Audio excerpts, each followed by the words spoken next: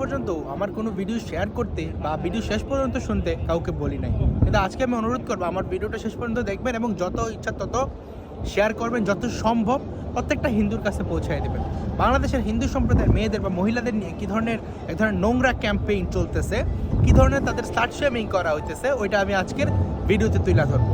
তো আপনারা জানেন যে মেট্রোতে প্রেমিক যুগলের একজন অপরজনকে কিস করতেছিল, এই ঘটনাটা নিয়ে সাংবাদিক ভিডিও করে যখন এটাকে নিউজ করে, তখন যারা লিবারেল আছে, ফেমিনিস্ট আছে বা যারা বিভিন্ন ধরনের বাম সংগঠনের মুক্তমনা আছে, তারা এই জিনিসটা নিয়ে ট্রল করে এবং এটা নিয়ে ইসলামপন্থীদের মক করে, কারণ এই জিনিসটা নিয়ে ইসলামপন্থীরা সবচেয়ে বেশি স্লাট শেমিং করছে ওই কাপড়টাকে। তো এটা নিয়ে তারা একটা মিম বানাও, এটা আপনি দেখতেছেন স্ক্রিনে। এইটার পরিপ্রেক্ষিতে ইসলামিক আলফা মেলরা যারা প্রো ইসলামিক, ওরা এক ধরনের মিম বানাইছে। পেজটা আপনারা দেখতেছেন স্ক্রিনে, এবং এই পেজটা থেকে বানানো হয় যেখানে একটা হিন্দু গৃহবধূকে চিত্রায়িত করা হয়েছে, এখানে লাভ জিহাদ ট্র্যাপ দেখানো হয়েছে এবং নারীদের কিভাবে অসম্মান করা হয়েছে দেখেন। বাট দেখেন, এই যে মেট্রো রেলের সম্পূর্ণ কাহিনীটা কিন্তু হিন্দু ধর্মের কোনো ইনভলভমেন্ট ছিল না, কিন্তু এই যে প্রো ইসলামিক জঙ্গিরা ওরা এখানে হিন্দু ধর্মকে আনছে। ওকে, ঘটনা এখানেই শেষ না। আপনি যদি কমেন্টে চেক করেন, তারা রিয়েল আইডি দিয়ে কমেন্ট করতেছে। দেখেন যে হিন্দু সম্প্রদায়ের নারীদের নিয়ে কী ধরনের কমেন্ট করছে। এটা তো একটা গেল, পাশাপাশি দেখেন মানে হিন্দুদের তো মালাউন বলে, দেখেন কি লিখছে। শুধুমাত্র ধর্ম পরিচয়ের কারণে হিন্দু কোনো নারীদের মানে ধর্ষণ করা নাকি তাদের ব্যক্তিগত রাইট হয়ে যায়। তারা বলতেছে হিন্দুদের নারীদেরকে নাকি মানে ক্যাপটিভ মানে ইনস্লেভ করা, মানে তাদেরকে দাসত্বে পরিণত করা, তাদেরকে দাস হিসেবে নেওয়া নাকি তাদের জন্য গ্রহণযোগ্য। তো একজন মানুষের শুধুমাত্র তার ধর্ম পরিচয়ের কারণে তাকে ধর্ষণ করতে হইব, এই জিনিসটা আসলে কোন ধর্মে আছে আমার জানা নাই। তাদের বায়োতে দেখেন, আমি দেখাইতেছি কয়েকটা আইডি, সেখানে দেখবেন তারা বায়োতে লেখা রাখছে মুসলিম বঙ্গ, টিএমডি, শরিয়ার শাসন চাই, লেখা রাখছে কলেজের একজন আছে, তিনি লেখা রাখছে যে প্রতিটি শিরায় শিরায় রক্ত, মুসলমানের রক্ত, লা ইলাহা ইল্লাল্লাহ বলে, কিন্তু সে আবার নারী ধর্ষণ করতে চায় শুধুমাত্র ধর্ম পরিচয়ের ভিন্নতার কারণে।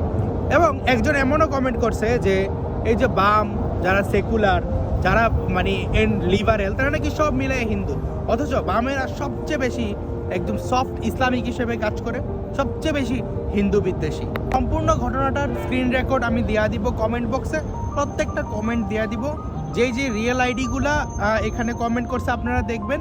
যদি আপনাদের পরিচিত কেউ পড়ে, সেই ক্ষেত্রে আপনাদের এলাকার যেই ধরেন যারা ইমাম আছে মসজিদ, তাদের কাছে নিয়ে জিজ্ঞেস করবেন যে এটা আসলে কেমন ধর্মপ্রচার। তাদের লেখা রাখছে মুসলিম বঙ্গ, আল্লাহর সৈনিক, এবং লেখা রাখছে যা কমেন্ট করছে যে টিএমডি করতে চায় এবং সবাইকে ওরা রেপ করতে চায়, শুধুমাত্র ধর্ম পরিচয় ভিন্ন, মুসলিম না। এমনকি এটাও লেখছে যে মানে হিন্দু মহিলাদের বাজে ভাষায় গালি দিয়ে লেখছে তারা নাকি মুসলমানদের দাসী। আপনি চিন্তা করেন, আজকের এই যুগে আইসা মানে সে বিশ্বাস করে শুধুমাত্র ধর্ম পরিচয় আলাদা হওয়ার কারণে সে দাসী। কিন্তু এই ধরনের জঙ্গিবাদ করলে কেউ যদি ওর পুটু মারে, তারপর যদি বলে ইসলামোফোবিক, তাহলে কি হবে?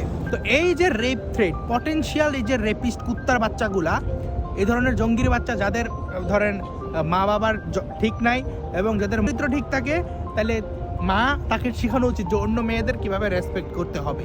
এখন তাদেরকে শিখায় নাই, এখন তাদের জন্ম এমন ফ্যামিলিতে হয়েছে, কোনো বস্তি টস্তিতে হয়েছে বা কোনো খারাপ পাড়ায় হয়েছে। এই কারণে এই যে তারা যে রেপ থ্রেট দিতেছে, রেপ থ্রেটটাকে প্রচার করতেছে। বাংলাদেশের আসলে সাইবার সিকিউরিটি বা বাংলাদেশের যারা প্রশাসন, ওরা কোথায়? এই কুকুরগুলা যে রেপ থ্রেট চলতেছে, আপনি কোনো প্রশাসনকে দেখবেন না ব্যবস্থা নিতে, কিন্তু রানী শঙ্কলে এক ছেলে নিজে কিছুই বলে নাই, শুধুমাত্র তার আইডি দিয়ে ফেক আইডিতে কে নাকি বুঝতেছে। আমরা বিভিন্ন জায়গায় দেখছি, রাজশাহী ইউনিভার্সিটি তো নিজে কোরআন ছেড়ে হিন্দুদেরকে ফাঁসাতে চাইছিল, তো রানী শঙ্কল উপজেলা ওই ছেলের পরের দিন ধরে নিছে। বাট এই যে সাইবার স্পিয়ারে ক্রমাগত এভাবে রেপ থ্রেট ছড়াতেছে হিন্দুরা মহিলাদের প্রতি, তারপরে ওরা কি ছড়াবে? স্টেক দিবে, স্টপ বাগুয়া লাভ স্টেক দিবে, প্রোটেক্ট আওয়ার সিস্টার। মানে এর মধ্যে যারা এখানে কেয়ার দিছে, তাদের মধ্যে বেশিরভাগই 2-3 জন আমি দেখছি যে প্রোটেক্ট আওয়ার সিস্টার্স গ্রুপের সাথে জড়িত, ওই গ্রুপে জয়েন। মানে সে চিন্তা করেন, সে হিন্দু ছেলেদের ভাষা এটা বললা যে হিন্দু ছেলেরা নাকি মুসলিম মেয়েদের সাথে প্রেম করে, হ্যাঁ প্রেম করে, বা পরিচিত আছে, ধরেন একটা সেলফি দিছে, হিন্দু ছেলেরা যায় পিটাইবো, ওর পার্সোনাল আপনার ফোন টোন ঘাইটা নিয়ে আসবো, কিন্তু সে এখানে হিন্দু নারীদের রেপ করার থ্রেট দিতেছে। আর প্রশাসনের নির্বিকার একদম ভূমিকা। আপনি সব যারা প্রতিনিয়ত এই ধরনের মানে হেড রেট ছড়া যেতেছে, কখনো গণহত্যার, কখনো রেপের, আপনি দেখেন তাদের মধ্যে কি নিশ্চয়ই মানে কি নোংরা বাজে কমেন্ট করছে, আপনারা আবারও দেখতেছেন স্ক্রিনের মধ্যে। বাট চিন্তা করেন তো, কখনো কোনো একটা হিন্দুকে এমন কিছু করলে তার কি কল্লা থাকতো? কিন্তু মুসলিম আইডেন্টিটির কারণে বাইচা যাবে, সে প্রো ইসলামিক এ কারণে বাইচা যাবে, সে নিজেকে একাধারে প্রো ইসলামিক দাবি করতেছে, আবার অন্য ধর্মের নারী ধর্ষণের কথা বলতেছে। তো আপনারা দেখেন, আপনাদের গণহত্যার থেকে থ্রেড এখন আপনাদের ঘরে চলে গেছে। বাঙালির ঘরে ঘরে যে গীতা, সেই গীতা দেওয়া হয়েছিল কুরুক্ষেত্রের যুদ্ধে, এবং কুরুক্ষেত্রের যুদ্ধ হয়েছিল নারীর সম্মানকে কেন্দ্র করে। তো বাঙালি হিন্দু হিসেবে আপনারা এবার কি করবেন আপনারা জানেন, নিজেরা কি ঐক্যবদ্ধ হয়ে এইসব জঙ্গি গোষ্ঠীকে প্রতিরোধ করবেন কিনা। এবং প্রশাসনের প্রতি আমি এটাই বলতে চাই, এই যে একটা সম্প্রদায় ভিত্তিক জাতিগত রেপ থ্রেড ছড়াইতেছে, আপনাদের কি কোনো কিছু করার নাই? হিন্দু সম্প্রদায়ের মানুষ আপনারা কি এখনো প্রশাসনকে নিয়ে কোনো আইনগত ব্যবস্থা নেবেন না?